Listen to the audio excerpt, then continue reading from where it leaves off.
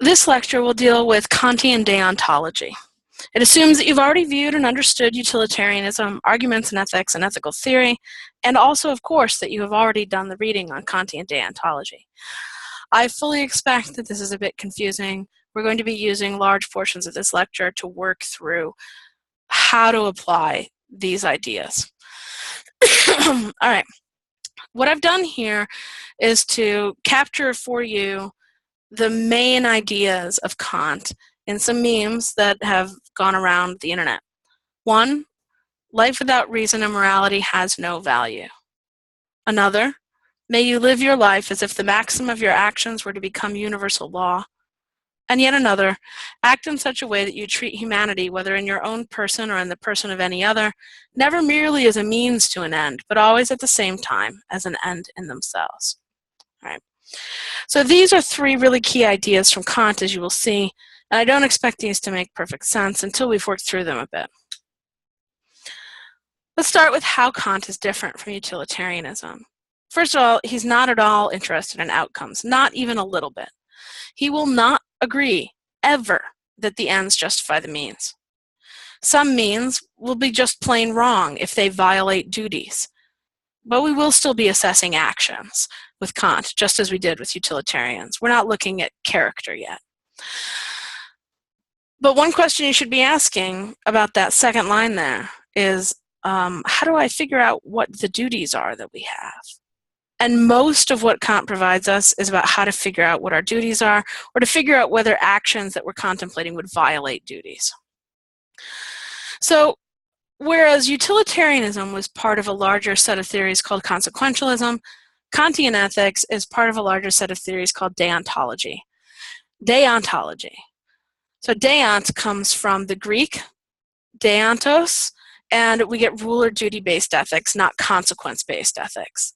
Immanuel Kant really was the most famous deontological theorist in Western philosophy, but this distinction between consequentialism and deontology shows up in important writings from all over the world, including the Bhagavad Gita from Indian and Hindu traditions, where 2 main characters in the story of the Bhagavad Gita argue over whether it is our consequences or the nature of actions and our intentions that make something right or wrong.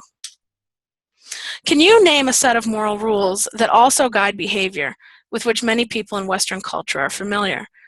Rules that are absolute, where there may be, say, 10 of them. Now, it is not the case that all people in Western culture are guided by the 10 Commandments, but many Jews and Christians are. And if you think of those 10 Commandments and you take a look at them, many of them are straight-up rules about actions which are good or bad. Right.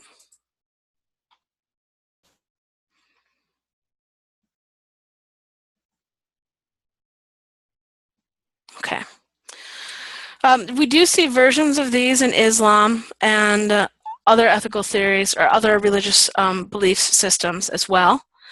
But what we've got here is a very important set of commandments. And the phrasing usually goes something like this. Thou shalt have no other gods before me. What part of no other gods did you not understand? Thou shalt not make unto thee any graven images. Thou shalt not take the name of the Lord thy God in vain. Remember the Sabbath day to keep it holy. Honor thy father and thy mother, not just when you feel like it and you love them, but honor them. Thou shalt not kill, not just when you don't want to, but any time. Thou shalt not commit adultery, not even if she's really attractive or he is really attractive. Thou shalt not commit adultery. Thou shalt not steal. What part of not did you not understand, right? So you see, these are very clear rules. And this is the kind of thing that a Kantian would be fairly comfortable with, because they're duty-based, they're action-guiding, and they don't have all kinds of conditional exceptions built in. Also, Kant says ethics shouldn't depend on contingencies. This is why he doesn't want those conditional exceptions built in. Shouldn't depend on what the nature of man happens to be. Shouldn't depend on the circumstances we happen to have walked into. Something is either right or wrong, not right here in this case or wrong here in this case. And utilitarianism clearly allows you to make those kinds of contingent judgments. But Kantian ethics views those as not a benefit of the theory, but a problem of the theory of utilitarianism. So Kant says right actions are those done from a good will, regardless of outcome, in accord with duty. Okay, so we're going to have to talk about what a good will means. A good will is basically intentions, that you intend to fulfill duty, you don't intend to violate duty, and that's what matters the most. What is inside your head is far more important than the consequences of your actions. In fact, if you intend to help a person and you fail to do so, the fact that you failed to do so would be irrelevant for a Kantian and incredibly important for a consequentialist. So for Kant, what he's calling a good will not only acts in accord with duty, but only for the sake of duty. So it's not just that you happen to do the right thing, like there are a bunch of actions on a bulletin board and you throw a dart at them and you happen to have hit the one that's right. No, you have to be doing it because it's duty. So let's say that I'm supposed, as a mother, to take care of my children, as a parent, right? I'm supposed to take care of my children to keep them alive. Let's say that I feed them because I love them and I love the way I feel when they say thank you. Well, what happens if they stop saying thank you? Then it turns out I was just doing it in accord with duty, not for the sake of duty, right? But if I feed them because I am supposed to keep them alive, then even on days when I'm really mad at them, or when I don't like them at all, or when they're entirely ungrateful, I will still provide them with food because I'm doing it for the sake of duty, not just for some other reason that motivates me to do something that lines up with duty. So Vaughan points out, for Kant, the core of morality consists in following a rational and universally applicable moral rule, and doing so solely out of a sense of duty. An action is right only if it conforms to such a rule, and we are morally praiseworthy only if we perform it for duty's sake. Right? All of this is kind of encapsulated in this original quote from Kant up in the right-hand corner here. A good will is not good because of what it effects or accomplishes, it is good in itself. Even if by utmost effort the good will accomplishes nothing, it would still shine like a jewel for its own sake, as something which has full value in itself. I think this gets across the idea of how important intention is for Kant. Right? We do what is good not because fulfilling duty happens to feel good or be profitable.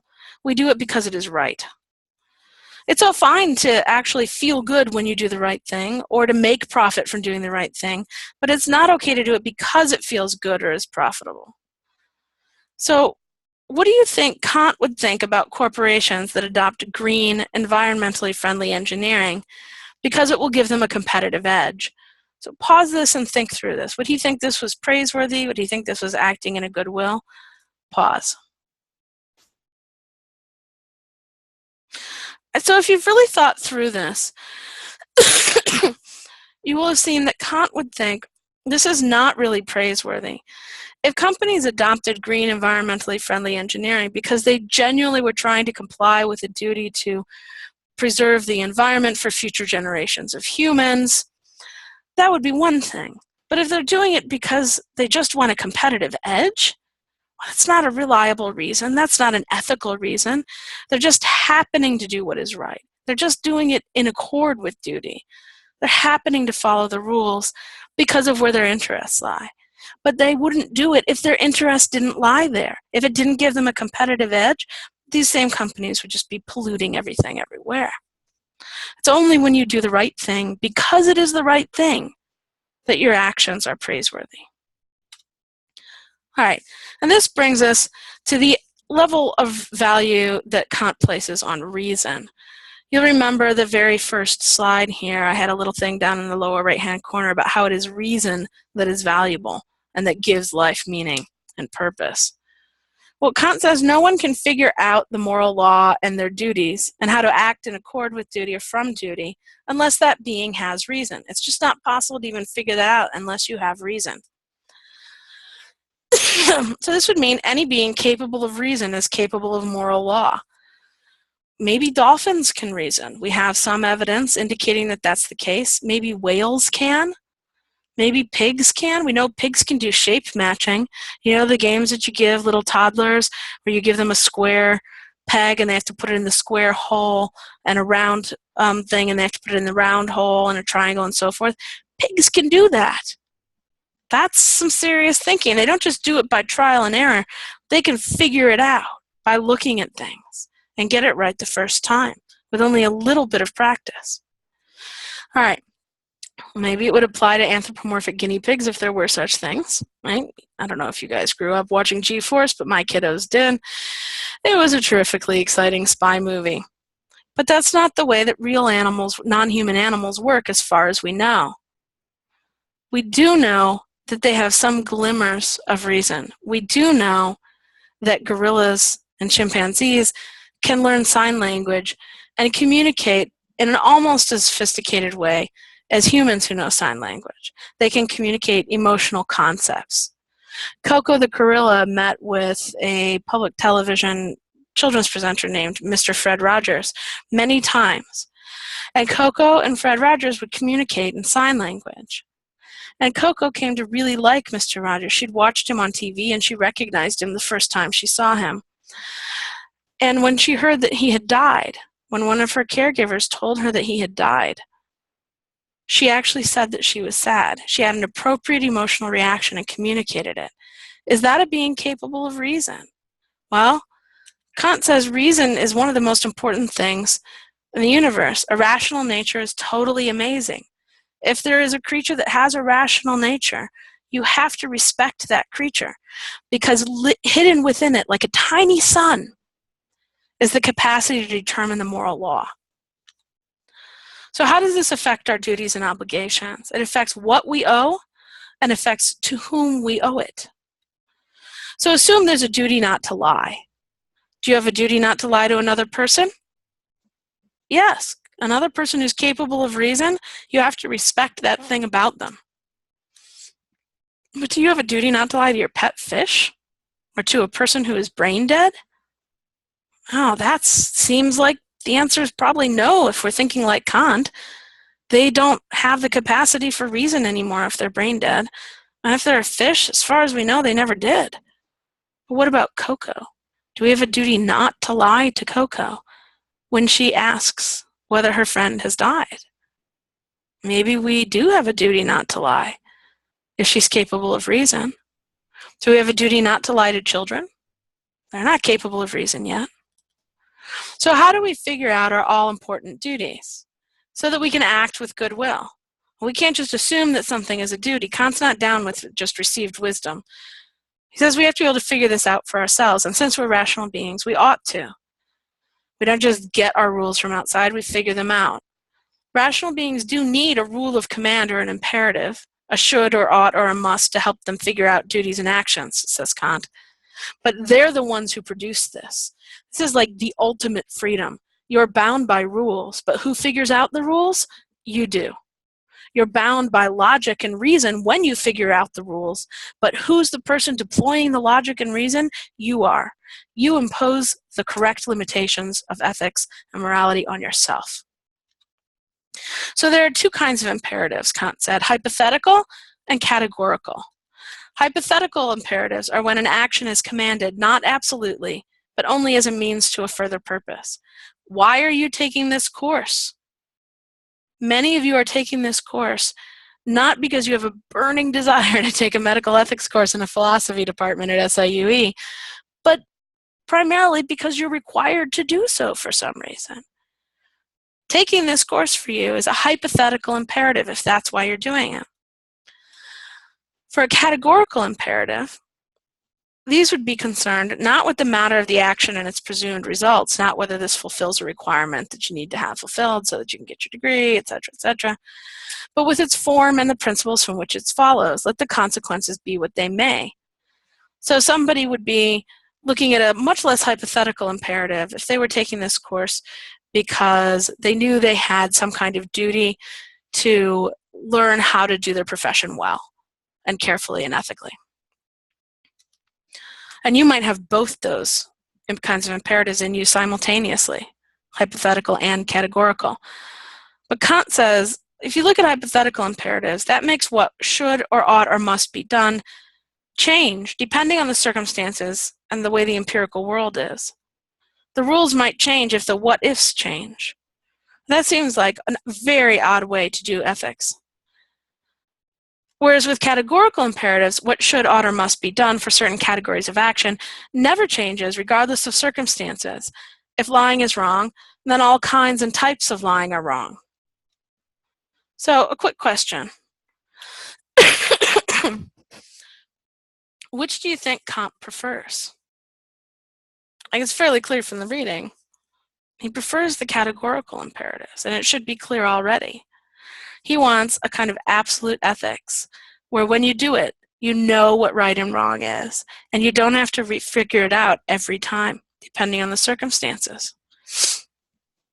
So let's look at the categorical imperative and its formulations. What Kant says about this is that all of his formulations, and he gives 4 of them in his long form work, we'll only be doing 2, that all of these formulations are really just different ways of saying the same thing. This is what is right, and these are just different approaches to figuring it out. So we call these forms of the categorical imperative, or formulations of the categorical imperative. There's just one categorical imperative, but there are these ways of thinking about it. So the first formulation of the categorical imperative you can find in Vaughan on 38 at the top of the left-hand column. And you might do well to write this down in your notes. Of course, you can pause the lecture at any point so that you can do that. All right, so take a look, very top of page 38. The first formulation is, quote, act only on that maxim through which you can at the same time will that it should become a universal law. Oh, okay. There are a lot of words in there we're going to have to parse out. Firstly, what is a maxim? Well, it's not a men's magazine. What it is a rule, a general rule that you should follow. Okay, a maxim is a general rule that you should follow. Something along the order of honor thy father and thy mother, or thou shalt not kill. We wouldn't have a maxim if we said, well, don't kill unless you're really pissed off and it seems justified and they're a threat to you or your loved ones. No. It says thou shalt not kill. So maxims are always going to be really quite general, and they're supposed to be able to apply to a lot of different circumstances. Because again, we don't want to get too contingent. If we get too contingent, we've passed from categorical imperatives into hypothetical imperatives. Now we're dependent on the way the world is for ethics, instead of finding the sort of absolute external logical notion, this rational notion relying on reason of what ethics is. So a maxim is a general rule. A maxim of your action is when you take what you're thinking about doing and turn it into a general rule, right? So let's say that I am thinking about picking flowers from the SIUE gardens in the spring. In the gardens, you get thousands of tulips of different varieties, beautiful shades, and you might think, look at all these thousands. I could take just 6 for my dining room table. I could just cut them off, it'd be fine. Just take just 6 for my dining room table. Well, to make a maxim out of that action, you say, what would happen if we made this into a general rule? Something like, always take beautiful things from public spaces. Okay? That it wouldn't matter whether you wanted to. It wouldn't matter whether those beautiful things were flowers or statues or paintings. But what would happen then, look back at this. If we treated it as a universal law that you should always take beautiful things from public spaces, you would always, and everyone would always, be cutting the flowers. And if we did that, there would be no flowers left. You would always, and everyone would always, be taking paintings. And there would be no paintings left for the public, right? So if the purpose of this is to enjoy beautiful things, then this undermines the enjoyment of beautiful things because they will be taken away from spaces where you can enjoy them. So this is like a snake eating its own tail, right?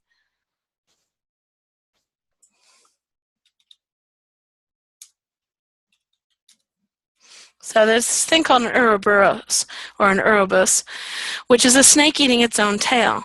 And this is kind of the way that I really like to think about Kant. All right?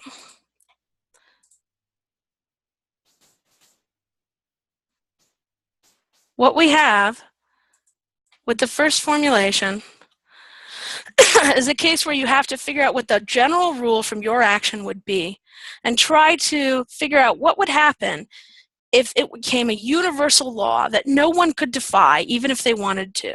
Kind of like the law of gravity. You can't be falling off a bridge and go, oh no, I'd really rather not. And if you made it a universal law that everyone would take beautiful things from public spaces, soon there would be no public spaces with beautiful things. People would not be able to enjoy beautiful things. The whole purpose had been to do this so that you could enjoy beautiful things. And yet, look, now you can't. It undermines itself like a snake eating its own tail. It would be illogical. It would be impossible to universalize the maxim of your action. And all this just from thinking about taking a few tulips from a public garden. Applying the first formula can be a little tricky. Here's a useful restatement of the first formulation of the categorical imperative, also known as the formula of universal law, or FUL. You don't have to use that terminology. You can just say first formulation, but some people find it really helpful in remembering how it's distinct from the other formulation that we're going to talk about. So the formula of universal law might be a good thing to keep in your head if that's helpful to you. But we can restate this, all right? Act only if you can will that the maxim or rule of your action can become a universal law of nature, such as the law of gravity. You don't actually have to have the power to will this to be a universal law. Just imagine that you did, and you made it a universal law, such as the law of gravity. Would it be possible? Or, again, would it be like a snake eating its own tail? Would it undermine itself? Right? So let's practice on this a little bit. We're going to practice on the idea that you should act only if you can will that the maxim or rule of your action become a universal law of nature, such as the law of gravity. First, you're going to convert what you were thinking about doing into a maxim or rule. Then you're going to imagine that it is like the law of gravity. Everyone must do it when it applies, regardless of inclination. Because Kant doesn't want us to depend on whether people want to do things, he wants us to depend on whether those things are right to do. Does it make sense, or is it like a snake eating its own tail? Can it exist, and if so, can you accept it? Because there might be things that you could universalize, but no rational being would want to live in that world. So you might be able to, logically universalize that you could stab people whenever you were angry at them, but you wouldn't be able to accept that. Eventually it would lead to you being stabbed, because inevitably you will make someone angry at you, or you may become angry at yourself. So either way, we've got this idea you can't universalize that maxim. So let's look at a couple of examples. There's one in the text on page 39, an original one from Kant, the lying promise. All right. So actually, this isn't in, this is an EICN on page 39 if you want to take a look at it. So what we have here is this idea that there's a man who needs money to feed his family. He knows that he will not be able to repay it, but sees that nothing will be lent to him if he does not promise to repay it at a certain time. In order to satisfy himself that the act of breaking the promise to repay the money is morally correct, the man asks himself this question: should every person always make promises which they know will not be fulfilled? So you see how he turned this very specific action he's thinking into a maxim. Always make promises which you know will not be fulfilled. Through reasoning, the man can see that this could not become a universal law, because no one would ever believe what has been promised. So no one could make promises that anyone would listen to that would not be fulfilled. As a consequence, promise-making would hold no meaning. Right? So Kant gives similar examples of situations related to suicide, squandering of talent, and helping others. But what you're going to do here, instead of compiling a list of duties and passing the duties on, is teach people how to figure out the duties for themselves. Again, radical freedom. You come up with the own limitations on your behavior, but you use reason to do it. Now, Kant thought everybody using reason would come up with the same limitations. Everyone who tried to figure out if we should make lying promises would come up with the answer, well, no, it'll undermine the entire possibility of promise making. So another example would be, this is my favorite, stabbing your prof in the kidneys to keep her from submitting a bad grade. All right?